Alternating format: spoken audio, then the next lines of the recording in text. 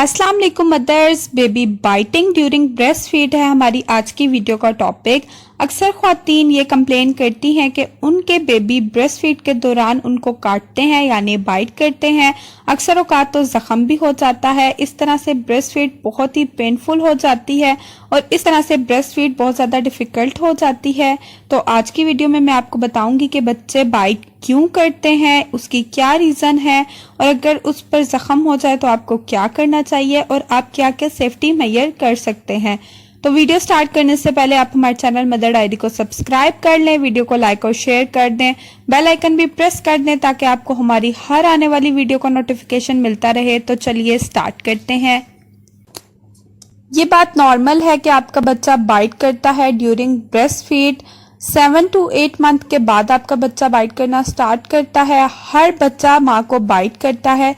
अब उसके reason discuss कर लेते हैं कि उसकी क्या क्या रीज़न हो सकती हैं। So the number 1 point is teething. अगर आपका बच्चा दांत निकाल रहा है, 7 to 8 मंथ में आपके बच्चे के दांत निकल रहे होते हैं, ये बहुत ही पेनफुल प्रोसेस होता है। आपके बच्चे के गम्स स्वेल कर गए होते हैं, इसलिए जब आपका बच्चा ब्रेस्ट फीड कर रहा होता है तो वो अपने दांतों को जब अपने मसूड़ों को रगड़ता है तो आपको बाइट कर लेता है। ये एक सबसे बड़ी रीज़न हो सकती है।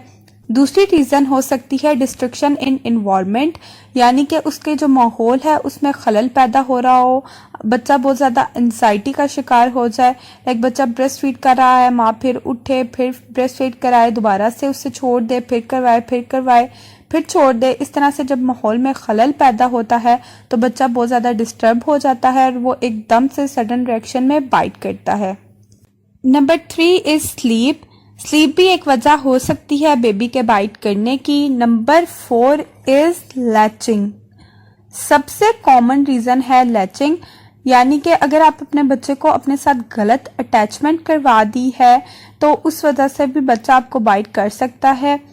इसकी मिसाल मैं आपको देती हूँ कि जो मिल्क है वो निपल्स में नहीं होता।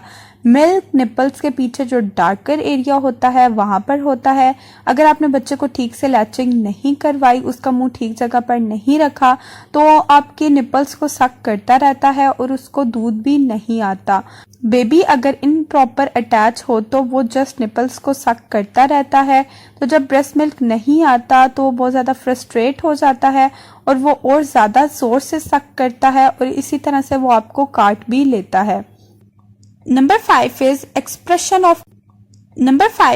एक्सप्रेशन ऑफ अफेक्शन, यानी कि बच्चे प्यार का इजहार करने में भी माँ को काट लेते हैं। बच्चे नादान होते हैं, मासूम होते हैं, उन्हें नहीं पता कि प्यार का इजहार कैसे करना है, तो अक्सर औकात वो प्यार में माँ को काट भी लेते हैं। 6 रीज़न ये भी हो सकता है कि जब माँ बच्चे को जोर से झटके से हटाती है तो भी वो बाइट कर सकता है। जैसा कि जब बच्चा ब्रेस्ट फीड कर रहा होता है तो बेबी उस वक्त एक वर्किंग बना लेता है अपनी मदर के साथ। जब माँ बच्चे को दूध छुड़वाना चाहती होती है तो अक्सर औकात में बच्चा और जोर से पकड़ता है और फिर भी अगर मदर झटके से छुड़वाती हैं तो बच्चा जोर से बाइट कर लेता है। अब हम ये बात कर लेते हैं कि आप अपने बच्चे को किस तरह से रोक सकती हैं कि वो आपको बाइट ना करे।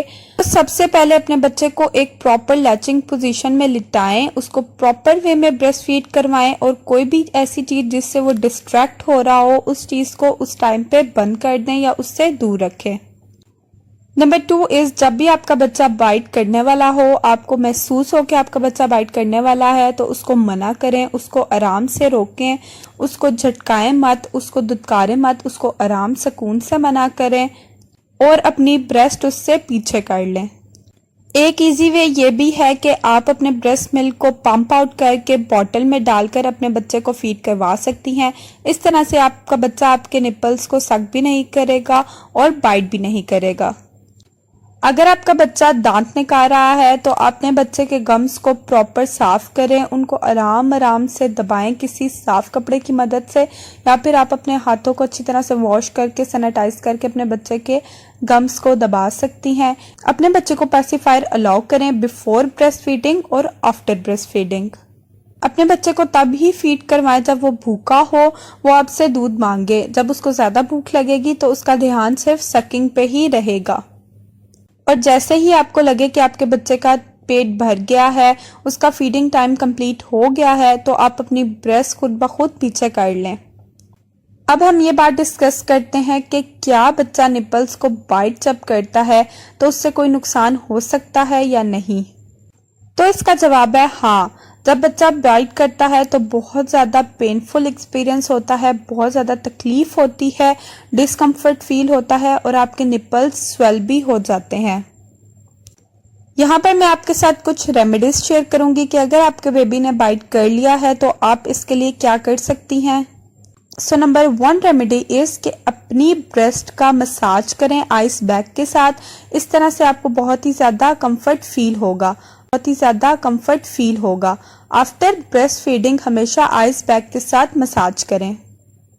اپنے گائنیکولوجسٹ کے ساتھ ڈسکس کر کے آپ پین ریلیف میڈیسنز بھی لے سکتی ہیں لائک بروفین اور پیناڈول۔ آپ اپنے نپلز کے اوپر فریش ایلو ویرا جوس کو بھی اپلائی کر سکتی ہیں، اس سے بھی آپ کو بہت زیادہ کمفرٹ فیل ہوگا۔ یہاں پر میں آپ کے ساتھ ایک بات ڈسکس کرنا چاہوں گی کہ بریسٹ فیڈ مدر اور بیبی کے درمیان ایک باؤنڈنگ ایکسپیرینس ہے، تو اگر وہ باؤنڈنگ ہی نکل جائے گی تو یہ ایک میکینیکل ایکسپیرینس رہ جائے گا۔ آپ جب بھی بچے کو بریسٹ فیڈ کروائیں تو باقی ہر چیز کو اگنور کر دیں۔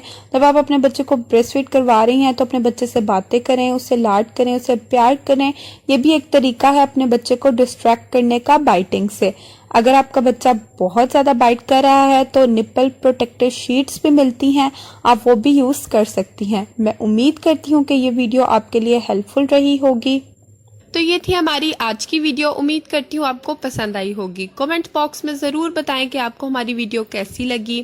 ہمارے چینل مدر ڈائری کو سبسکرائب کر لیں، ویڈیو کو لائک اور شیئر کر دیں، بیل آئیکن بھی پریس کر دیں تاکہ آپ کو ہماری ہر ویڈیو کو نوٹیفیکیشن ملتا رہے۔ اپنا بہت بہت خیال رکھیں، ہمیں اپنی دعاؤں میں یاد رکھیں۔ اللہ حافظ۔